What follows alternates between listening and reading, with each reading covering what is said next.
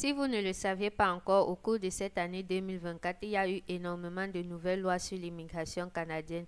Le Canada nous a vraiment montré que personne n'avait sa place assurée. Et puisque nous sommes en décembre, j'ai décidé de faire un récapitulatif de toutes les lois qui sont sorties au cours de l'année 2024. Si tu me découvres, je me prénomme Manuela et je suis actuellement au Canada en tant que travailleuse temporaire. Personne n'a vraiment été épargné, que vous soyez visiteur, résident permanent, travailleur temporaire, étudiant ou même demandeur d'asile. Chacun a eu droit à son lot de nouvelles lois. Nous allons donc passer directement aux lois qui ont été émises et la vidéo sera repartie par catégorie. On commence donc avec la catégorie des visiteurs. Première loi, le 28 août 2024. Immigration, réfugiés et citoyenneté Canada a mis fin avec effet immédiat à une politique d'intérêt public qui permettait aux visiteurs de présenter une demande de permis de travail depuis le Canada. Loi suivante.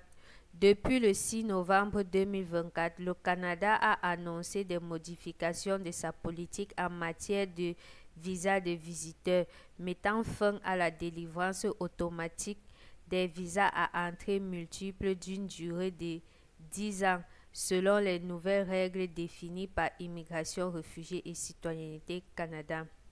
C'était tout pour les visiteurs. Nous allons donc passer à la catégorie des étudiants, ceux qui ont vraiment eu beaucoup de lois au cours de cette année, comme quoi le Canada veut vraiment réduire son nombre d'étudiants.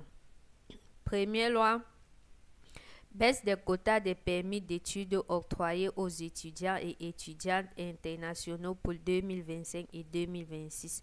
Le 18 septembre dernier, donc 18 septembre 2024, le ministre de l'Immigration, des Réfugiés et de Citoyenneté, Mark Miller, a indiqué que le plafond pour les demandes de permis d'études cette année, le premier en son genre, est là pour rester et qu'il sera à nouveau réduit de 10% en 2025. Le seuil restera le même en 2026. Les étudiants et étudiantes à la maîtrise et au doctorat, auparavant exemptés du plafond, feront désormais partie du décompte, mais se verront réserver 12% des places accordées. Loi suivante. Renforcement des conditions pour attribuer un permis de travail ouvert au conjoint d'un ou une étudiante. Pour les semaines à venir, seul l'époux ou l'épouse d'un étudiant étranger dans un programme de maîtrise ou de doctorat aura accès à un permis de travail ouvert. L'époux ou l'épouse d'un étudiant étranger à un autre niveau de scolarité, y compris dans un programme collégial ou de premier cycle, ne sera plus admissible. Loi suivante. Toutes les filières ne donnent plus automatiquement droit au permis de travail post-diplôme. J'espère que vous avez compris. Donc, si quelqu'un décide de venir étudier au Canada, faites très attention. À compter du 1er septembre 2024, les étudiants étrangers qui commencent un programme d'études faisant partie d'un accord d'utilisation des programmes d'études ne seront plus admissibles à un permis de travail post-diplôme à la fin de leurs études. Et nous savons tous que sans permis de travail, vous ne pouvez pas travailler au Canada. Donc, dorénavant, choisissez très bien vos filières avant de venir étudier au Canada. Les diplômés de programme de maîtrise pourront bientôt demander un permis de travail valide pendant 3 ans. Loi suivante. Il faut faire le test de langue pour demander un permis de travail post-diplôme. Donc, à compter du 1er novembre 2024, il faut maintenant faire un test de langue pour demander un permis de travail post-diplôme. Paradoxal, je fais mes études en français et une fois que j'ai fini mes études, je dois faire un test de langue pour prouver que je fais le français. Mais je suivais les cours là comment? Jusqu'à j'ai composé, vous m'avez donné un diplôme en français. Mais bon, ce sont eux les patrons, ils dictent les lois et nous on les exécute. Selon maintenant votre niveau d'études, il y a également une moyenne qui vous est demandée au test de français. Vous pouvez faire les recherches. Cette loi a été énoncée le 15 novembre 2024. À l'avenir, les étudiants étrangers devront demander et obtenir un nouveau permis d'études avant de changer d'établissement d'enseignement. J'espère que vous avez très bien compris. Toujours une loi sortie le 15 novembre 2024. 2 fois par année, les établissements d'enseignement désignés doivent présenter à IRCC un rapport indiquant si chaque titulaire de permis d'études inscrit dans leur établissement est demeuré inscrit. Les étudiants qui ne sont plus inscrits peuvent faire l'objet d'une enquête et s'exposent à des mesures d'application de la loi, car ils risquent de ne pas respecter les conditions de leur permis d'études. Les gens qui disaient souvent que non, l'essentiel c'est d'entrer là. Je vais arriver et après je vais nyongo. Je vais prendre la route de Sissongo. Maintenant, les établissements sont obligés, et vous avez compris, 2 fois par année, de faire un rapport sur vous. Et tout établissement qui ne va pas respecter cette règle-là sera sanctionné. Et donc, ce n'est pas dans leurs intérêts de ne pas donner les rapports pour les étudiants. Vous pouvez aller chercher plus d'informations dessus. Vous voyez que les établissements seront obligés. Donc, si quelqu'un décide maintenant de venir au Canada étudier, qu'il vient vraiment pour étudier. Cette loi est sortie le 21 juin 2024. Le Canada met fin à la pratique du tour de poteau pour les permis de travail post-diplôme aux frontières, optant pour des applications en ligne uniquement. Si vous ne savez pas c'est quoi le tour du poteau, c'est une procédure dans laquelle quelqu'un quitte le Canada, il va à la frontière Canada-États-Unis, sort et une fois qu'il entre, il demande un nouveau document. Ça faisait que les délais étaient réduits. Or, lorsque tu demandes en ligne, les délais sont plus longs et tout. Malheureusement, cette pratique n'est plus possible. C'était donc tout pour le cas des étudiants. Nous allons passer aux travailleurs temporaires, qui est mon domaine à moi. Donc, cette loi me concerne également. À compter du 26 septembre 2024, le gouvernement du Canada refusera de traiter les EIMT dans le volet des postes à bas salaire applicables au sein des zones métropolitaines de recensement où le taux de chômage est de 6% ou plus. Des exceptions seront accordées pour les emplois saisonniers et non saisonniers dans les secteurs liés à la sécurité alimentaire, entre parenthèses, agriculture primaire, transformation des aliments et transformation du poisson, ainsi que pour les postes en construction et en santé. Loi suivante. Les employeurs pourront embaucher jusqu'à 10% de leur effectif total dans le cadre du programme des travailleurs étrangers temporaires. Ce pourcentage maximum d'embauche s'appliquera au volet des postes à bas salaire. Il s'agit d'une baisse supplémentaire par rapport à celle énoncée en mars 2024 pour ce volet. Des exceptions seront accordées pour les emplois saisonniers et non saisonniers dans les secteurs de la sécurité alimentaire, entre parenthèses, agriculture primaire, transformation des aliments et transformation du poisson, ainsi que pour les postes en construction et en santé. Loi suivante. La durée maximale d'emploi pour les travailleurs embauchés dans le cadre du volet des postes à bas salaire sera réduit pour la faire passer de 2 ans à 1 an.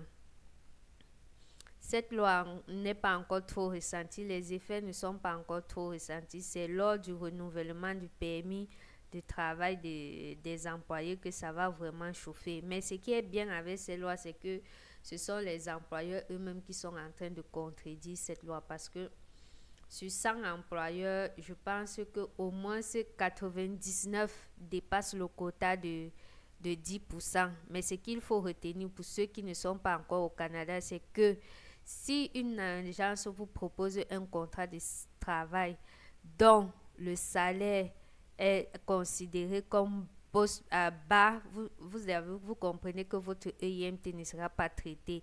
Et actuellement, qu'est-ce qui est considéré comme bas salaire? Je crois que récemment, c'était 27 dollars de l'heure, mais ça a été augmenté à 32 dollars. Donc, il faut bien vérifier l'information. On va donc passer aux résidents permanents. Pour les résidents permanents, il y a les lois concernant le Canada en général et les lois concernant le Québec, parce que le Québec est une province qui est capable également de prendre ces décisions. Donc, concernant les résidents permanents, pour le Canada en général, une réduction du nombre des résidents permanents est prévue pour les années à venir 2025 et 2026. Une réduction du nombre de résidents permanents de 50 000 à 395 000 en 2025. Une réduction du nombre de résidents permanents de 500 000 à 380 000 en 2026, l'établissement d'une cible de 365 000 résidents permanents en 2027. Donc voilà les nouveaux quotas de l'immigration permanente pour le Canada. Et on fait comprendre que plus de 40% des admissions de résidents permanents prévues en 2025 seront le fait des personnes qui se trouvent déjà au Canada en tant que résidents temporaires. Passons donc aux lois concernant le Québec. Le 9 octobre, Québec a limité par pays un programme d'immigration permanente. Un quota de 25% est imposé par pays dans le programme régulier des travailleurs qualifiés. En d'autres mots, les ressortissants d'un pays en particulier ne pourront pas former plus du quart des candidats économiques de ce programme. La mesure est mise en place pour l'instant pour une période d'1 an, soit jusqu'au 9 octobre. C'est à cause des Camerounais que cette loi est sortie. On s'est rendu compte que seul le Cameroun représentait 52% des personnes qui étaient admissibles au programme régulier des travailleurs qualifiés. Voilà pourquoi la loi a été mise sur pied. Loi suivante. 31 octobre, Québec met sur pause 2 programmes d'immigration permanente et ceci jusqu'au 31 juin 2025. Quels sont donc ces 2 programmes qui sont mis sur pause? Le premier, c'est la suspension de la réception des demandes dans le cadre du volet diplômé du Québec du programme de l'expérience québécoise.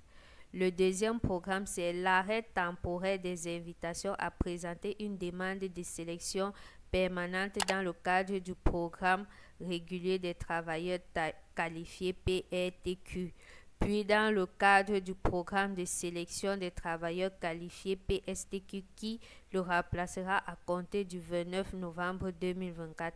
Et puisque je fais cette vidéo en décembre, ça veut dire que le PSTQ est déjà entré en vigueur. Néanmoins, on dit ceci, les demandes d'ajout de membres de la famille, y compris celles pour les enfants à charge, les conjoints ou conjoints ne sont pas touchés par cette suspension. La suspension de la réception des demandes ne concerne pas le volet travailleurs étrangers temporaires du PEC, donc Programme de l'expérience québécoise. Ça, c'était tout pour le cas des résidents permanents et particulièrement pour le cas de ceux qui sont dans la province du Québec. Donc, si vous êtes dans la province du Québec, vous savez qu'il y a 2 programmes qui sont actuellement mis en pause. Et le 24 octobre, le Québec a encore annoncé qu'il réduisait le nombre de leurs résidents permanents jusqu'en 2024. Le Canada, en général, a sorti une loi dans laquelle elle devait réduire son quota d'immigration, mais le Québec, à lui seul, réduit encore plus son quota d'immigration. Et on va finir avec les demandeurs d'asile. Cette loi est sortie le 29 octobre 2024. À partir du 1er avril 2025, les documents du demandeur d'asile expirés ne seront plus valides. Ceux-ci devront faire une nouvelle demande. Et c'était tout. J'espère que j'ai vraiment, avec cette vidéo, fait le récapitulatif de toutes les lois qui ont été énoncées. Et honnêtement, je vous mentirais si je vous disais qu'en description, j'allais mettre les liens parce que vous avez pu constater que c'est beaucoup, il y a énormément de lois. Donc, si vous voulez entrer plus en profondeur, vous avez juste à prendre l'énoncé de ce que j'ai dit. Vous partez sur Google, vous tapez et là, Google va pouvoir vous sortir un lien qui va directement vous rediriger dans le site de ISCC et là, vous allez pouvoir aller tout ce qui a été dit plus en détail. Après cette vidéo, je vais vous faire une autre vidéo dans laquelle je vais parler d'autres décisions qui ont été prises, mais ces décisions-là, on ne les trouve pas forcément sur le site de ISCC, mais plutôt dans les articles qui ont été partagés. Donc, on se dit à la prochaine vidéo.